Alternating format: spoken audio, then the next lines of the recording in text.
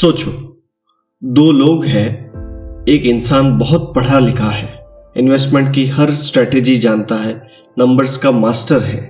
और दूसरा इंसान एवरेज है, फाइनेंस की ज़्यादा नॉलेज नहीं है। लेकिन हैरानी की बात यह है कि दूसरा इंसान ज़्यादा अमीर बन जाता है। क्यों? यही सवाल मॉर्गन हाउसल अपनी किताब द साइकोलॉजी ऑफ मनी में पूछते हैं। वे कहते हैं मनी मैनेजमेंट स्किल नहीं, बिहेवियर स्किल है। यानी पैसा कमाना और बचाना सिर्फ दिमाग का खेल नहीं है, ये बिहेवियर का खेल है।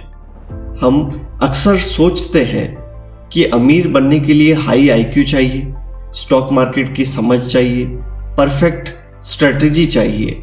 लेकिन सच्चाई ये है कि पैसों के मामले में लोग लॉजिक से कम इमोशंस से ज़्यादा फैसले लेते हैं।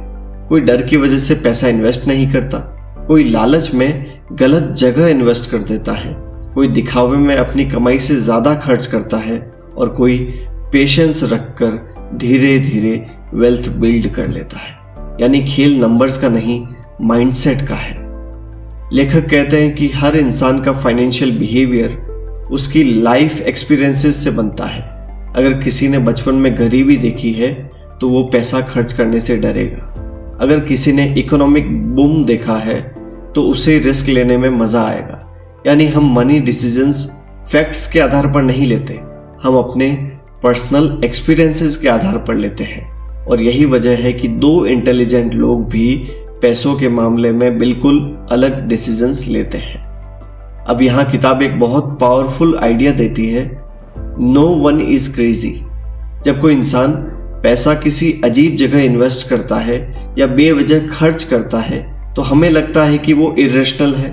लेकिन उसकी नज़र से देखें तो उसका बिहेवियर उसके एक्सपीरियंसेस के हिसाब से सही लगता है। मतलब हर फाइनेंशियल डिसीजन के पीछे एक साइकोलॉजी होती है।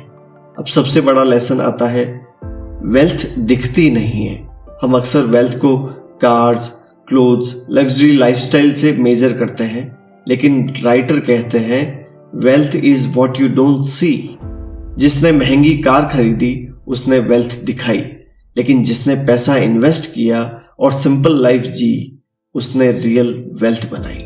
असल अमीरी वो नहीं जो दिखती है, असल अमीरी वो है जो क्वाइटली आपके एसेट्स में बढ़ रही होती है। यही वजह है कि कई लोग रिच दिखते हैं लेकिन वास्तव में रिच होते नहीं, क्योंकि उनका पैसा लाइफस्टाइल में फंसा हुआ है। और कुछ लोग साधारण दिखते हैं लेकिन फाइनेंशियली बहुत स्ट्रांग होते हैं, क्योंकि उन्होंने पैसा दिखावे में नहीं, एसेट्स में लगाया है। फिर लेखक एक बहुत गहरी बात बताते हैं, saving is the gap between your ego and your income. यानी सेविंग सिर्फ इनकम पर डिपेंड नहीं करती, सेविंग इस पर डिपेंड करती है कि आप अपने ईगो को कितना कंट्रोल कर सकते हो।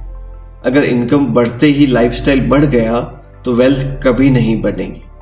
लेकिन अगर इनकम बढ़े और लाइफस्टाइल कंट्रोल में रहे तो वेल्थ क्वाइटली बनती जाएगी। और फिर आता है किताब का सबसे पावरफुल कॉन्सेप्ट, कंपाउंडिंग। कंपाउंडिंग का मतलब है छोटे छोटे गेन्स जो समय के साथ पहाड़ बन जाते हैं। लेखक बताते हैं कि बहुत सी बड़ी फाइनेंशियल सक्सेस इंटेलिजेंस की वजह से नहीं, टाइम की वजह से होती है। अगर कोई इंसान एवरेज रिटर्न पर भी लंबे समय तक इन्वेस्टेड रहता है तो कंपाउंडिंग उसे एक्स्ट्रा ऑर्डिनरी वेल्थ दे सकती है। मतलब वेल्थ तेजी से नहीं, धीरे धीरे बनती है। लेकिन प्रॉब्लम यह है कि लोग जल्दी रिजल्ट चाहते हैं, उन्हें फास्ट मनी चाहिए, क्विक रिटर्न्स चाहिए, और इसी जल्दी में वे कंपाउंडिंग का जादू खो देते हैं। क्योंकि कंपाउंडिंग का सबसे बड़ा सीक्रेट है पेशेंस। तो इस पहले भाग का सबसे बड़ा सार यही है कि पैसा नॉलेज से कम और बिहेवियर से ज़्यादा बनता है। वेल्थ दिखावे से नहीं, डिसिप्लिन से बनती है। सेविंग इनकम से नहीं, माइंडसेट से होती है। और लॉन्ग टर्म पेशेंस ही रियल वेल्थ क्रिएट करता है। लेकिन कहानी यहीं खत्म नहीं होती, क्योंकि पैसा कमाने से भी बड़ा सवाल है, आखिर कितना पैसा काफ़ी है।